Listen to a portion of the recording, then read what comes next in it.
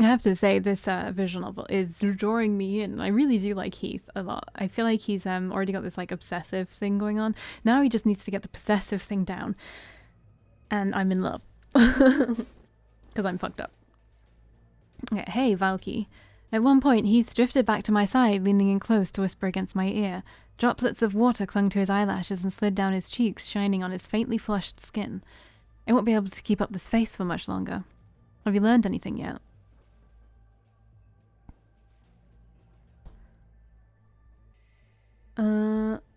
Sorry, I haven't been able to. I wonder if she's even here. Me too. If she really is here, she hasn't said anything to give herself away yet. He rubbed a thumb thoughtfully along his bottom lip, lightly biting his finely manicured nail. Well, I'm going to talk to one last person and then we should go, even though everyone will hate to see you leave. He seemed slightly saddened by the idea too, his eyes sparkling with a wistful gleam.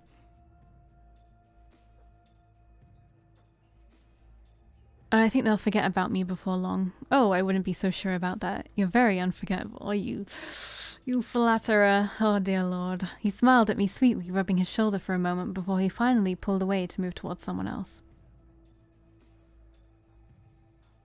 Left by myself again, I had a chance to observe the partygoers without being pulled into conversation. They really were a crowd completely removed from the everyday world, and yet somehow almost painfully human. Suddenly, I noticed a gentle-looking girl by the balcony shifting uncomfortably. Her eyes seemed to subtly be shifting colours, and when she opened her mouth to whisper to the man beside her, I thought I glimpsed unusually long canines. The next moment, she quickly turned away, hurrying off towards the stairs a little too fast. Follow her! Could that have been the Ascari? There was no way to be certain, but something about her was definitely different. I'd spoken to her earlier for a few minutes, and she seemed to be absolutely glowing with happiness. It was obvious that she adored being here, and everyone seemed to adore her too. What would happen if she was forced to leave it behind? Before long, Heath returned to my side, motioning that it was time to go. We left the party to a smattering of disappointed whines and flirtatious winks, their gazes following us until we were out of sight. Then we briefly parted to change back into our normal clothes, and for Heath back into his normal skin.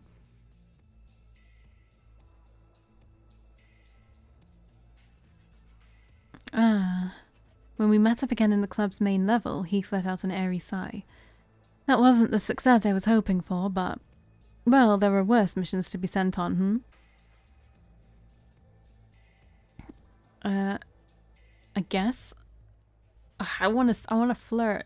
I'm gonna save and flirt. Why can't every job involve us in a hot tub together? Maybe it's better to ask, do we really need an excuse to be in one together? A spark of excitement flared in his normally calm tone. It was almost as if he hadn't expected me to say such a thing. Oh, before I forget, I'm very curious, so I have to ask, what did you think of them, the people upstairs? The up-and-coming, the already famous, the ones who pull the strings. I don't know. I'm gonna save again. I might go back and say the Ascari thing. I don't know, because I might have a chance to say that later, and then the flirting will be fine. I've never met such superficial people in my life. Images are their business, Valkii. The business of dreams, that's what it is. Ordinary people can escape from stress, boredom, all their cares by living in the beauty of another world. It's what they want to see. With a dreamy smile, Heath let his gaze drift off for a few moments and he doesn't need...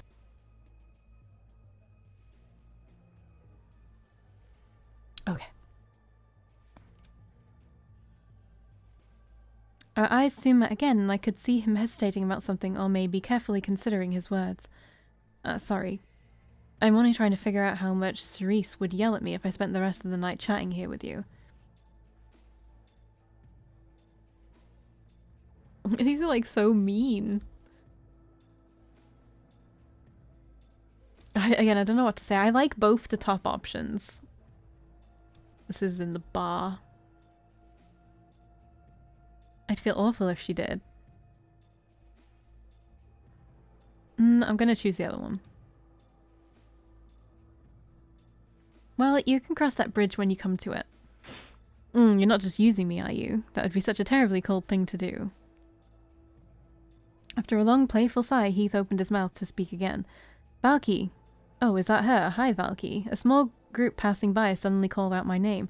I recognized their faces from upstairs, two of the socialites and celebrities who were in the hot tub with me. Huh? Why aren't you with River? If I had someone as cute and talented as him wrapped around my finger, I would never let him out of my sight.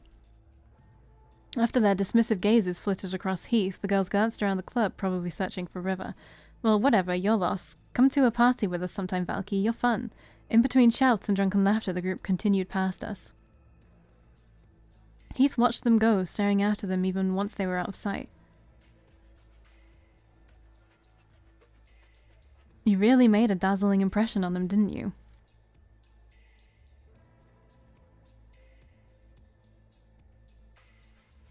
I want to be like, they ignored you, but I might go back and be like, well, I was trying to fit in. What the hell? They just completely ignored you. I'm not disguised. They don't know a Heath.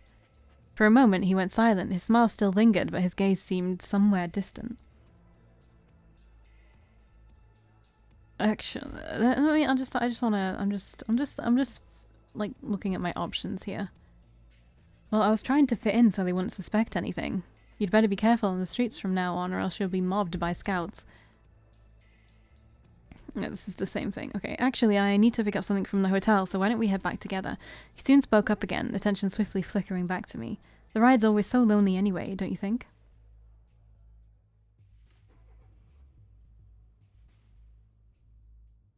After I retrieved my clothes, we left the club and climbed into a taxi together.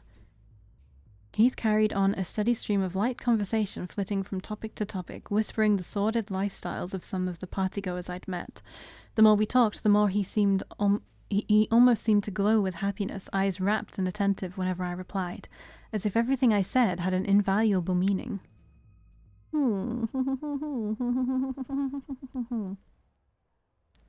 Finally, we pulled up in front of the hotel and Heath hurried to get the door for me. But right as we stepped towards the grand entrance, Marcus, who was just leaving, came to a stop before us.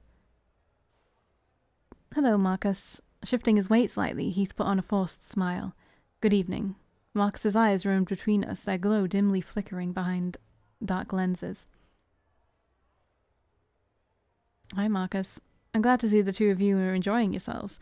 Such pleasures are so very fleeting in this world of ours, so very, very fleeting indeed. Marcus clicked his tongue several times, adjusting his glasses with an extended sigh. Well, I ought to be returning to my pleasure palace. Do take care. Without further comment, he gave us one last dry smile, tucking his hands into his pockets and sauntering away. Heath watched him leave with a wary, guarded look. Is there something going on between you two? No, there isn't. But you know how Marcus is, I'm sure. He fiddled idly with his hands, flicking his tongue across his bottom lip. It's a nice evening, so I think I'm going to smoke outside for a little while. But I enjoyed tonight a lot, Valkii, even if it was only for a job. I hope it gave you a closer look into Hollywood.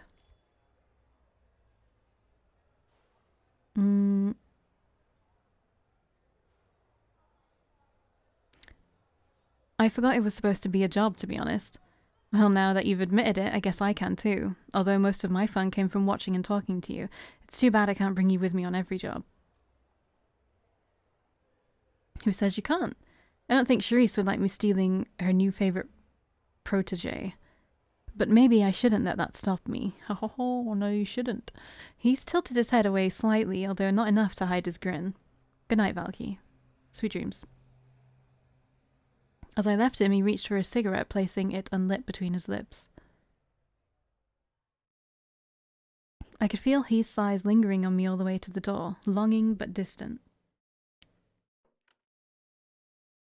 Can we just take the horse painting off the wall? I don't like it. Even as I made my way to the elevator, returning to my shiny crypt of a room. Something about his gaze stayed with me, unbidden.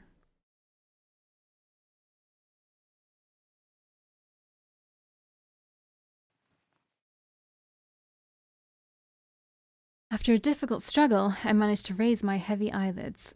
The first thing I felt was hunger stirring in my gut, gnawing me awake. Eventually, I rolled out of bed, fighting a sluggish feeling. Tonight, I had to take care of that job for Charisse, but I needed to feed first. I don't know. Let's drink from a blood bag. Grabbing a bag from the fridge, I downed it in a few gulps. It was about as satisfying as lukewarm coffee, but it sated the hunger.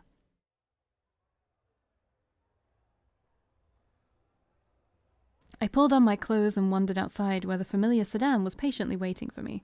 Maybe I should have said about the Ascari, I don't know though.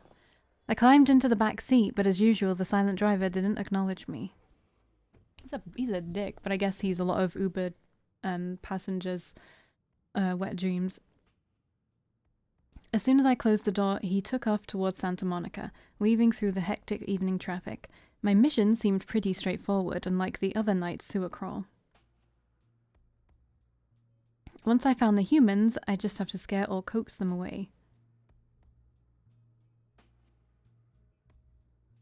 By any means necessary, Charisse had said.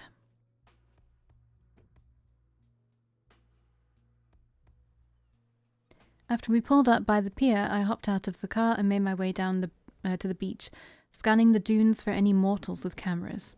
Sure enough, I didn't have to search very long. Marching down the shoreline was a group of young men holding TV equipment, eagerly shouting and pointing at various innocent beachgoers. Charisse said Randall's beach house was nearby, so I had to do something before they reached it. After I observed the men for a short while, I decided the best way to deal with them would be to... Oh my god, it's you! Suddenly, a thrilled voice cried out from behind me. I turned to see a young man rushing forward through the sand. Oh no, it's the guy I bit. An uncomfortably familiar young man. I can't believe it. I thought I'd never see you again. But here you are. Here I am. Just like it's destiny or something. Wow. It was the same mortal I'd fed on my second night. You remember me? Yeah, of course. It's only been a few days. Why wouldn't I remember you? He seemed puzzled, head tilting to the side like a curious dog. This didn't make any sense. Hadn't Charisse said that humans forget everything leading up to the bite? But this human scent wasn't like any other I'd smelled. It was oddly sweet, different from the salty sea air and the stench of unwashed mortals nearby. Was he special somehow? Oh, I should probably introduce myself, huh? My name's David. I work with this photo crew, part of a tabloid my dad owns. He gestured towards the group in the distance, looking slightly embarrassed. I convinced them to come out here at night to look for you, actually.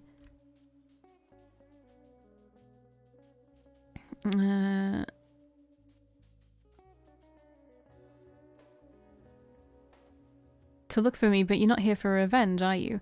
Revenge? No, of course not. That's the last thing on my mind. Hastily waving one hand, David shook his head. The other night, I woke up in the dark and it was so warm. I thought I was dead. I didn't know what happened to me. But then it all flooded back. It was so good to me, the way you took me somewhere safe and covered me up. His voice trembled with awe and adoration. How badly have you been treated that me doing that to you is something you like? I don't really understand what you are or what you did to me, but... After that night, I can't stop thinking about you, how amazing it all was. There was a certain dazed dreaminess in his voice and eyes. He looked at me like I was his hero, a rock star or a movie star, someone larger than life. Are you saying you want me to do it again? Yes, I want it more than anything. Maybe it was love at first sight, or maybe it's something more, I don't care. None of that matters. All I know is that I need to be with you. I need you to take what you want from me again, or else... I don't know, I might go crazy. He was so full of passion, almost too innocent to be real, like a snowflake before it lands on the dirt. I could barely believe it, but he really did seem completely in love with me. Or, if not with me, then with the sensations I'd given him. Alright, I'll take you in. You will? You really... A feverish delight shone on his face. It was almost painfully honest the way his body was so expressive. He probably couldn't lie even if he wanted to. Then please, tell me what I should call you. Oh, call me mistress. Yes, mistress. He gave an eager nod, then fell silent, staring at me expectantly. Alright, tell your crew to leave and we'll head back together. You got it. I'll let them know I won't be coming around for a while. I watched David as he turned to hurry over towards his hollering group, waving them down. Whatever he told them resulted in a lot of confused looks and grumbling, although I couldn't pick out the words from so far away. But he apparently convinced them to leave because they started to head back the way they came, their camera lights finally blinking out. And so our secret as vampires survived another day, and apparently I just have a man now. I wish I could have also told him to lose the beanie, but another time maybe. With David safely in tow, I returned to the hotel. The clerk looked extremely uncomfortable when he noticed my new companion. He informed me earlier, due to health standards, David would have to stay in an adjoining room. David didn't seem ready to leave my side just yet, though, so I let him follow me into the hotel meeting room. Unlike the other night, Charisse was already sitting there. She was on the phone with someone, though, and she held up her finger to keep me quiet. Yes, I'll arrange it. No, they won't be here at the Hollywood Heights. What? No human baggage, thank you. I'm sure he can look after himself for a few days. Yes, no, I really don't. Very well, goodbye. She forcefully clamped down the receiver, letting out a disgruntled sigh. The idiot can't even deal with his own coven, as if my hands aren't full enough right now either. Everyone always needs something, without fail. I don't know, I'm kind of regretting getting this due, because I don't want, like, Heath to feel any weird. Man, I'm really actually regretting it. When was my last save point? I'm gonna pause. I decided to keep him. It's sad turning him away. I don't think it'll do anything, because I mean, it's not like there's anything like sexual between us. It'll just be like me feeding off of him, and he likes that. I don't know. It's weird, but it's fine. I'm taking in a human to feed him. I hope you don't mind. Yes, I can see that. With a heavy, disgruntled sigh, Charisse shook her head, though it seems more puzzled than annoyed. That's a rather bizarre coincidence. It would seem you found yourself a Strix. She paused, peering at David over her glasses for a few moments before clarifying further. Strixes, the plural, are rare mortals with particularly appealing blood. Many of them can retain memories of being fed upon, unlike normal humans, and some of them may even remain conscious during it. But they also tend to have rather extreme reactions to being turned, so please deal with him carefully. I will, no need to worry. Charisse nodded, though judging from the faint curl of her upper lip, she didn't really approve of David to begin with. Just so you're aware, I do not advocate taking live-in blood pets. Unless they're proclaimed dead or have no living relations or friends, they can often result in various issues sprouting up. But for the duration of your employment, I will permit it. David won't cause any problems, right, David? Of course not. I should very much hope not. Just make sure you handle the logistics. She flicked her hand as if to dismiss the subject, finally shifting her needle-like stare away from David, who let out a quiet exhale of relief. He obviously had no idea what was going on, and I could feel him clutching the back of my jacket, looking for some kind of moral support. As I was saying, I assume you took care of the problem on the beach. It may have seemed like a trivial task, but in the encroaching digital age, hiding our presence from mortals is growing increasingly difficult. Someone is always watching.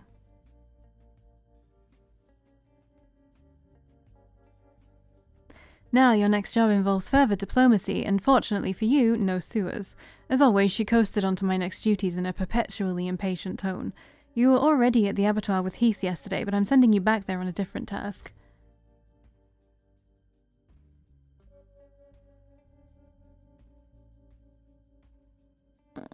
Good, maybe I'll have a chance to find the guy who turned me.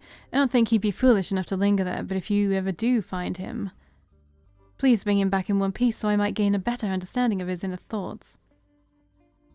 But to return to what I was saying, the abattoir sees many rich and powerful clientele, both human and vampire, each looking to fulfill their own depraved desires. I'm sure you know how clubs are. With inhibitions lowered and desires heightened, information is always bound to flow freely. Because the abattoir is neutral ground, just like Heath's spa, all manner of vampires are frequent visitors, thus it is very important we learn about anything they might let slip. Doesn't that defeat the whole point of neutral ground? If all rules were perfectly obeyed in war, then there would inevitably be far more bloodshed and drawn-out conflict. Besides, in this case, neutral simply means an agreement not to fight openly. All I need you to do is to convince one of the club's managers, Elusha, to deliver regular reports to us. I heard she was the partner, the blood pet of a Mavar, so she's already aware of our political situation. I'm sure she and I can come to an agreement. I have every faith in your diplomacy skills. However, keep in mind that Elusha is a very willful woman. She's highly capable for a mortal and very knowledgeable of our unique abilities. I doubt simple force would be effective, and the last thing we want is for her to end up working against us. Though as an Askari, I'm certain you would avoid needless altercations regardless. With a deep inhale, Charisse drew herself up slightly, glancing towards the wall clock. It was a not-so-subtle hint that our meeting was about to end. I'd like you to deliver your report within the next few days, Valkii. Until then... Her eyes briefly grazed over David, who I could feel trembling behind me. Do stay out of unnecessary trouble. Leaving me with those pointed words, she made a swift exit. That's your boss, I guess? David finally managed to break his silence after Charisse left, shuffling out of my protective shadow. She's terrifying. Is it hard to work with her? She's not that bad, just a little stiff. Oh, well, I'll take your word for it, mistress. Still asked him to call me mistress. It, separates it a little bit. He gazed at me rapturously. In his eyes, it seemed like I could do no wrong. So, what are you gonna do now? David's question made me stop and consider for a moment. Even though my task that night was over, there was still plenty of time until sunrise. Marcus's earlier advice resurfaced in my mind. Maybe now was a good time to start scoping out other vampires in LA. What other vampires? What does it mean to stay at the hotel? Let me just see what it means to stay at the hotel. I just decided to linger at the hotel. After the past few days, I deserved an early rest, really. After giving me a few more adoring words, David went off with the desk clerk, who had to instruct him on some basic protocol, just so he didn't accidentally say or do something to jeopardize our entire species. He'd be well taken care of from the sound of it, even if it was a gilded prison. Mingle with the Askari in the lobby. Maybe I can talk to Heath? I meandered over to the nearby group of Askari, listening to their soft chatter. It seemed to be idle small talk about their daily vampiric struggles, but the conversation didn't have any pause, making it difficult for me to join. Jump in and offer my thoughts. Intent on making myself heard, I spoke up while one of the Askari was talking, not waiting for them to finish. At first, all I got was surprised, slightly indignant stares, but soon a certain respect overcame their faces. My confidence was apparently the ticket to being included, and I joined their storytelling for a little while, earning some intrigued listeners. Okay, I think I know what this is. I think this is the stats. These. So maybe I should go and make friends with other people? Oh, really? It's human-like for me to keep a blood pet? Okay.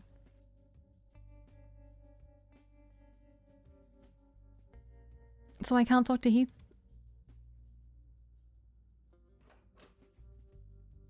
After briefly searching the hotel for Charisse, I found her back in the meeting room. Raising her eyebrow. I don't know if I'm actually gonna... I don't know if I want to do this. I think I might actually go back and leave the hotel. Before I could go out, I had to make sure David was safely deposited in the hotel. He was incredibly reluctant to leave my side, but once I promised I'd see him again before long, he finally agreed to stay in the room. I don't think it was a good idea to keep him, honestly. I stepped out of the hotel and into the cool night air. There were a few places I could visit tonight. Oh, I can actually... Okay, I can go visit him. I should probably go and, mingle with other people, but I'm gonna go see Heath. Deciding to pay Saturnalia a visit, I hopped into a taxi to drive downtown.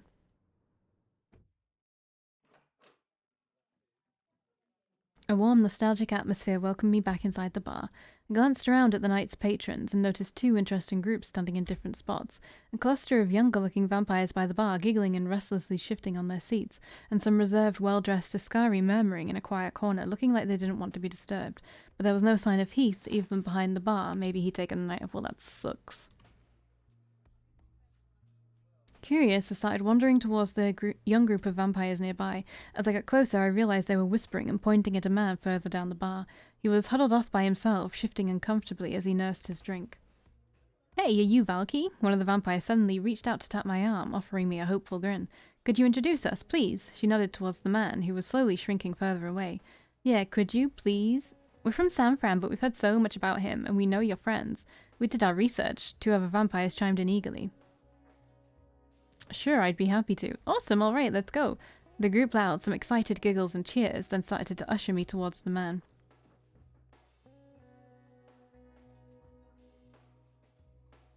When we stepped up beside him, the man reluctantly turned to face me. Please, I think there's been a... Oh my god, he's talking to us. Marcus is talking to us, I think I'm gonna faint. The moment he opened his mouth, two of the vampires let out excited squeals. Yes, I am Marcus, but it's spelt with a C, not a... Can I have your autograph, please? How do you know Valkii? Did you sire her? Actually, we don't even... Is Valkii the only one who can melt your icy exterior? Ah. Why do you keep pretending you're not Marcus? We know who you are. Before I knew it, we were all surrounded by the chattering group. They seemed completely convinced this man was Marcus. This man, Marcus, was actually Marcus. Marcus threw me a plaintive look, all but wailing, "Please help me," with his eyes. Listen, everyone, I know Marcus, and this man isn't Marcus. Oh man, we know what you guys are up to. Marcus always pulls tricks on people. Yeah, you're not fooling us, but nice try. Hey, don't let him slip away.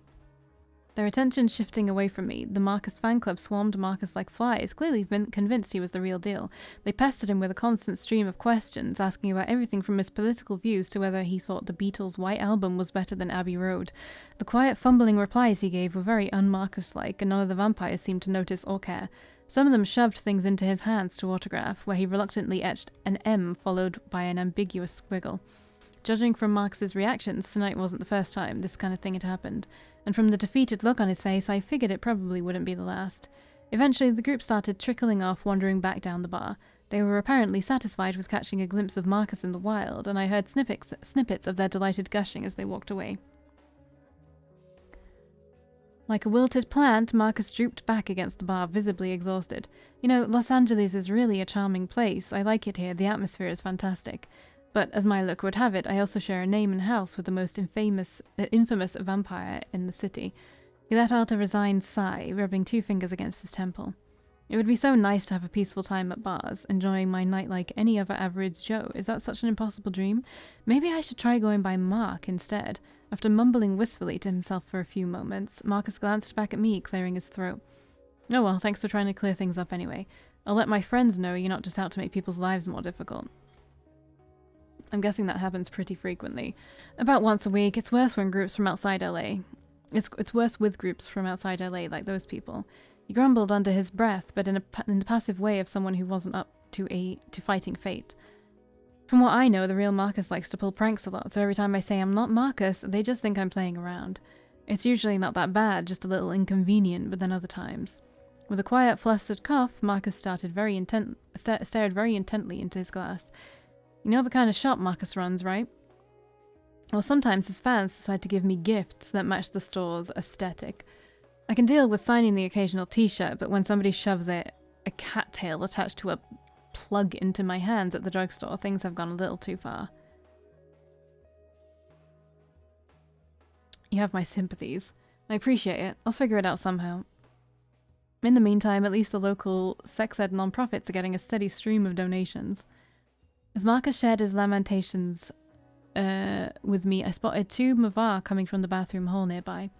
The next moment, they froze, staring at us intently. Hey, is that... Holy crap, is that Marcus? Their eager gasps rang through the air. Lord have mercy. Like he'd just been shot from a cannon, Marcus turned and bolted for the exit, leaving his half-finished glass of blood behind. One of the Mavar ran after him, giggling delightedly. And just like that, I was left alone in the bar once more. And I guess I'll leave. Can't believe Heath was nowhere. I left the bar's quiet ambience, returning to the street. Oh wait, I can go elsewhere. Visit Blood and... Oh no, wait, that's the sex shop. I didn't mean to go here. Seemed like a good time to pay Marcus a visit. He did say I could stop by whenever I wanted to, after all. The only problem was I didn't know the way to his shop, so I ended up asking my driver for directions, which was only slightly mortifying.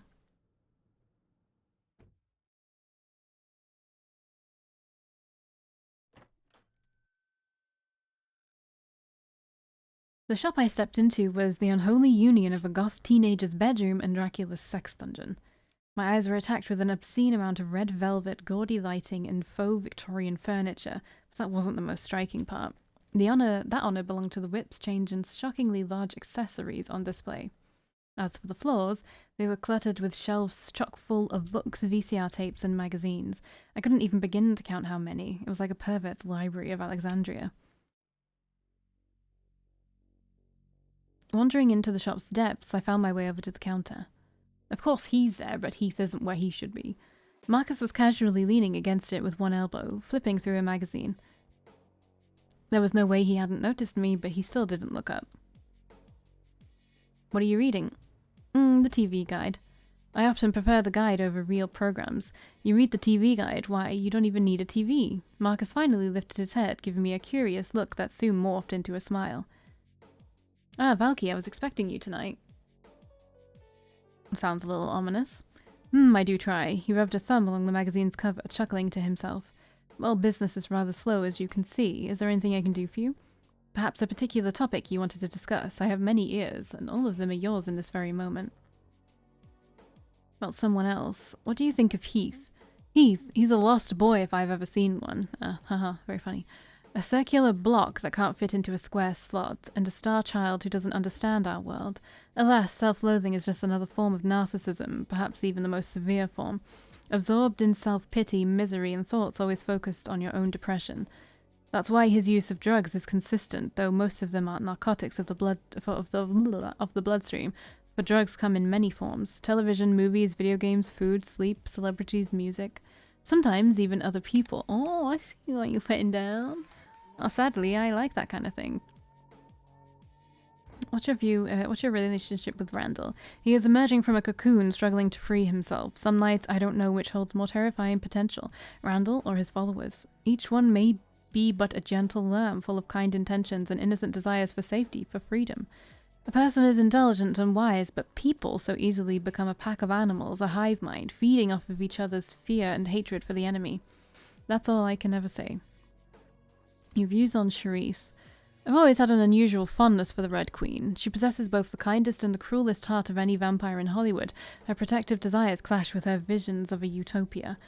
Though she longs to fix the broken and wounded, all she knows how to do is destroy. I will always admire the beauty of her vulnerable soul. So, why do you wear those sunglasses? They're to make people feel smart when they so cleverly pick up on the irony. After all, a simple fashion statement would just be too incongruous? I don't know how to say that word, my bad. With my elusive nature. Next question. Are you allied with any of the leaders? Have you already forgotten my advice, sister? A smart man doesn't hitch a ride, wheels break down, but the will to keep walking? Never. I thought it was hard to be completely neutral here. Oh, it is indeed, but I am no mere bystander. Marcus clicked his tongue, quirking a brow at me. The truth of the matter is I contribute to every side and assist none. Like all supposedly philanthropic causes, they hold no meaning for me. Once upon a time, I pretended to care, as most people do, but no longer. His gaze drifted idly away, as if the subject had somehow lost his interest. What made you decide to run a sex shop? My reasoning is rather simple. The more sordid and visceral something is, the more society and its morals label it as taboo, the more it fascinates the repressed masses. Turn on the TV or read the news and see for yourself. Rock and roll, Kennedy's assassination tape, the Manson murders, Dracula, Kurt Cobain, the crucifixion, most famously. He gestured towards the television screen above the counter, its picture silently buzzing with static. Nothing is more tantalizing than the natural instincts we're made to feel guilty for: sex, violence, power. Myself, I find sexuality to be the most interesting and easily exploitable of mankind's desires. And so I've set up my charming little shop, which serves the dual purpose of providing modest income while also constructing a psychological exhibit for me to study. It's also quite amusing to force the city leaders into visiting me here. Nobody can act truly high and mighty among a sea of phalluses. Fallacy. My god, what a missed opportunity. Oh, you're so quirky, Marcus. How old are you exactly? Well, as a man of the past, the present, and the future, that question is a mighty difficult one. Oh, you are not Socrates. Let's just do away with bothersome numbers and say I am however old you believe me to be. Alright, 1,000,000 years old. Why are you always so cryptic? You could just give me a straight answer. Because it is important to spread confusion, not eliminate it. Confusion, after all, is the only thing that makes people think. He gave a short, satisfied nod. What do your Golgotha visions look like? My visions, dearest Valkii, are of potential, of what may be there, of what exists in other realities, but is not yet discovered in our own. After all, we merely skim the topmost layer of existence, though on occasion a mind can look past it. He stared off into space for a long pause, collecting his thoughts before continuing. In the grand scheme of time, we've only just discovered the subatomic and the distant skies. And only because these things allowed themselves to be discovered by our eyes. How many other things are invisible to all our senses, to the paltry workings of science? How many things exist beyond our clumsy self-important ideas of the metaphysical, ghosts and deities bored enough to obsess over our tiny selves? How many things are out there that we just cannot comprehend? In the centuries to come, we'll look back on ourselves like we have, time and time again, and smile at our quaint ideas. Smile at the idea of religion like we now smile at little children. Smile at gravity like we now smile at those who thought the world flat. Smile at simple morality like we now smile at apes. Marcus let out a faint chuckle, but it sounded more wistful than mocking. My visions allow me to see these alternate futures laid upon our own, and it's always quite distressing. Good and evil weren't always what they are now, nor will they be the same in 100 years, thus it seems folly to me, as a man for all ages, to chain myself to some moral rock of the century. We look back on the atrocities of earlier days and say times were different then, but I desire to look from the future to the present, to see what we will one day consider primitive and backwards thinking, these outdated ideas we've carried past their lifetime. What are your own morals then? Quite simple. Do as one pleases and do unto others as they have done unto you. Treasure and protect those who bring you delight, but love and hate carefully, for those passions lose their meaning when tossed forth without care. But there is one thing I will never ever abide, the abuse of innocence, children and the childlike, and pets who are children in their own ways. There's a difference between the strong ruling the weak and the strong abusing those who cannot defend themselves. That is not strength, for there's nothing noble about exercising power on the defenseless. Such abusers are simply weak themselves, perpetuating a cycle they too endured, but I believe they should be discarded to build a stronger society. Interesting. He ended with a note of bitterness in his voice, staring at the carpet. Do you know vampire... This probably means, do you know how vampire physiology works? Ah yes, the most lurid of questions that everybody's simply dying to know, Marcus said, a gentle sigh. We can replicate most of human biology without too much effort, but it is not a subconscious affair like breathing was as a mortal. Producing arousal usually requires concentration or mental attunement, the subject willing their blood to flow downwards. What the fuck? Blushing is also possible, in fact, but what kind of pathetically cutesy creature would choose to blush on purpose? It loses the entirety of its charm, so you'll almost never find a vampire so shamelessly pretentious. Though I suppose there are exceptions. You talking about Heath? I feel like he might blush. Okay, I think that's all for now. Very well. We'll see each other again soon, I'm sure. Okay, bye!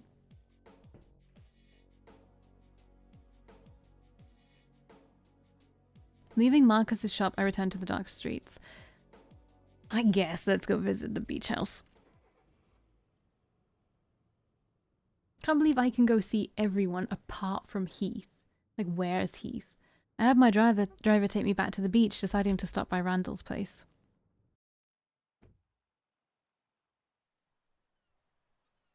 Oh, I'll see you in the next one.